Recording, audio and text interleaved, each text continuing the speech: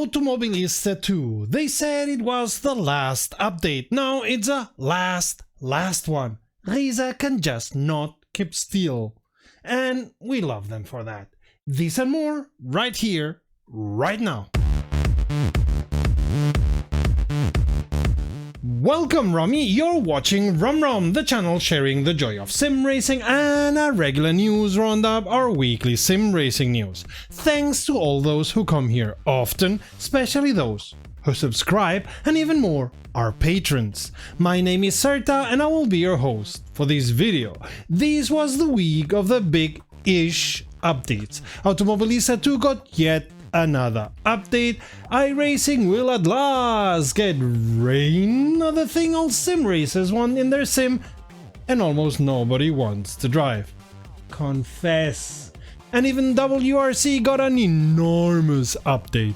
This week, Tuesday, we'll also see the release in early access of Le Mans Ultimate, and on Thursday our regular podcast lands, and we are working on so much more in the next weeks. New hardware, new software, and our news. Best subscribe to not miss any of our very interesting reviews, and of course, our weekly news. Well, what do you know? It seems rain will appear on iRacing at last. The stuff of legends worked upon for years and years by the iRacing devs. All for something everybody wants to see and nobody wants to race on. I bet not many sim racers race in the wet. In any case, in their latest development update, they finally gave their most precise date of release until now, assuring iRacers they may start racing in the rain come March of this year. And while it's not the only thing coming in the March update, it most certainly is the most awaited update. Of course, according to them, is the mostest, bestest, rainiest rain simulation there is. We'll wait and see. Anyway, it won't be deployed all at once in every series out there, as the cars have also to be prepared. Not only do they have to be able to cope with rain tire physics, they also have to accept setups for wet conditions. And let's not forget, have functioning windshield wipers. At least in the case of closed cockpit cars. The cars that for now support rain conditions are all endurance cars, be it GT3, GTP or LMP2, the Ray FF1600, the Toyota GR86 and the FIA F4 cars. Of course, iRacing plan on expanding the list in the future. A nice thing is the coming edition of a rain radar and forecast, as thus Automobilista 2 iRacing will have historical weather conditions. True to nature, and never were the words more fitting, it's only a forecast. Rain may or may not appear, no matter what the forecast and the radar say. To help you in this endeavor, the spotter and crew chief iRacing comes with have also been prepared for the weather change and will advise you to the best of their possibilities.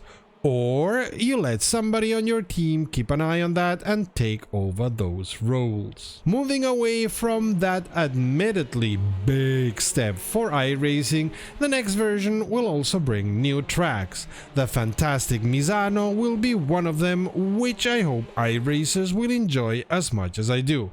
I really like the flow of that track. Another great one will join the roster in March with Portimao, which may be one of the most complex tracks in the world. Moving on, Millbridge Speedway, their first quarter-mile oval dirt track, will also come to the sim. Cars, the Dallara 324 will be positioned at the sea level in iRacing, as well as the dirt micro sprint. The NASCAR cars will get a 2024 update, as will the trucks an IndyCar. An important change will come to their licensing, as they will divide the road license into open wheel and sports cars, which will affect also the way the iRating is measured. And it seems they have put in a tutorial of sorts, holding the hand of new users so they know what they are expected to do. Not a bad idea. Also, a remodeling of the UI is again on the table. Something that surprises me is how they hype up that they have 3D curbs. Yeah, well, not the first sim to have them, and really not something to be proud of. The not having them until now, I mean. Looking into a more distant future, after the Season 2 drop, you can expect to be able to race in Navarra as well as the most impressive Sachsenring, which is in all senses of the word a roller coaster track. Oswego Speedway is also planned, as well as an update to Spa. Also, they make clear the new NASCAR sim is going to be a console title, although they don't say console only, so let's see what comes out of it, and is planned for release in 2025. Continuing the line of thought of future cars, they tell us to expect more endurance cars in the future. They also talk about a career mode which seemingly will be different to the career of sorts you can go through within iRacing, getting a better iRating all the time and climbing up the tiers. One thing they plan for the far future has indirectly to do with rain, because of the extensive development in the physics and graphics of particles. They are looking into making physics and graphics of other particles better, like maybe smoke and who knows what else. And before I forget, a small bug with big consequences has been fixed.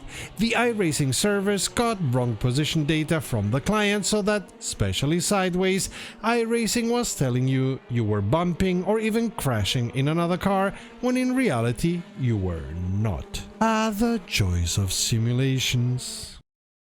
Not only can you get Dakar Desert Rally from the Epic Game Store for free, you can also get the first flat out for free on GOG. If you want to see a bit of race game history or compare to the most excellent Wreckfest, you'll have fun with this one.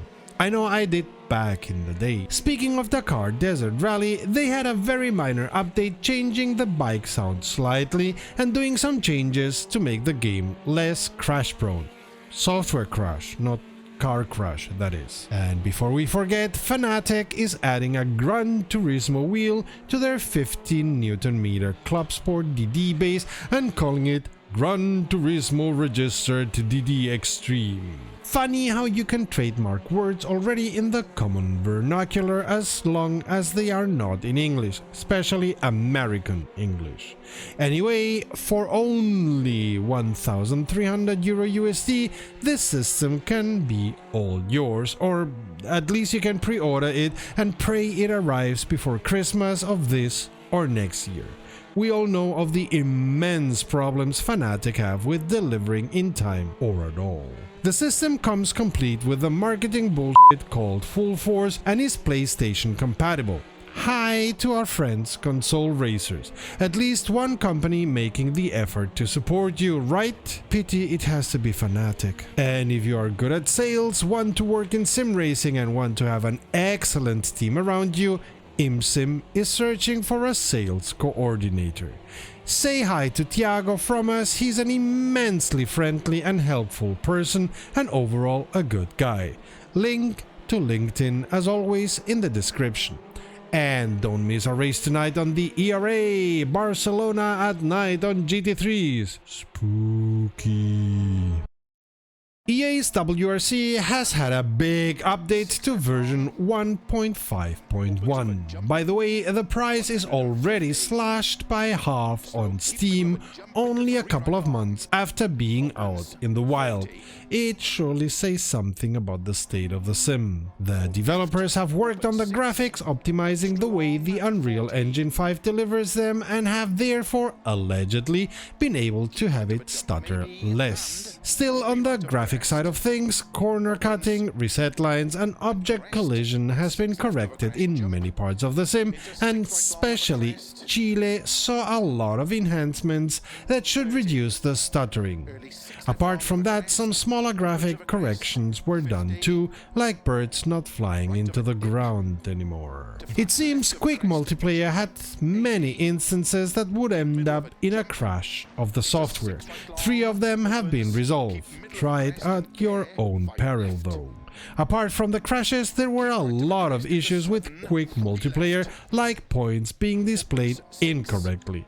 The list is extensive and shameful for whoever decided to release this mode in such a bad shape. But hooray for the big amount of work done here. There were also a ton of small corrections in the audio, adjusting volume and bass level in different situations on track and off track. In the career, there's been a lot of issues fixed around everything having to do with benefactors.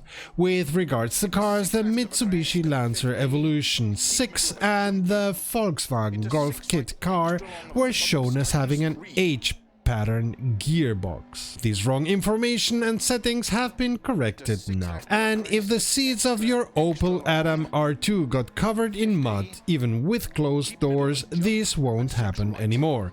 Same can be said for the Citroën C4 WRC, only here the dirt would be on the inside of the windscreen. Also, some cosmetics were added, as well as a new livery for the Skoda Fabia RS Rally 2, and some small corrections were done in the championship mode.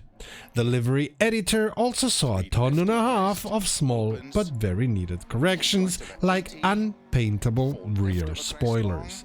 The complete details of these fixes, as well as the other ones, as always, following the link in the description. The French language code driver should now be giving you correct instructions, and different corrections were made in the way the calls were delivered. Corners are being called sooner, some calls are now called at all. The diverse assorted fixes in diverse assorted locations cover 4 pages, mostly having to do with the Central European Rally, but also with Estonia, Finland, Japan, and oh, so many others.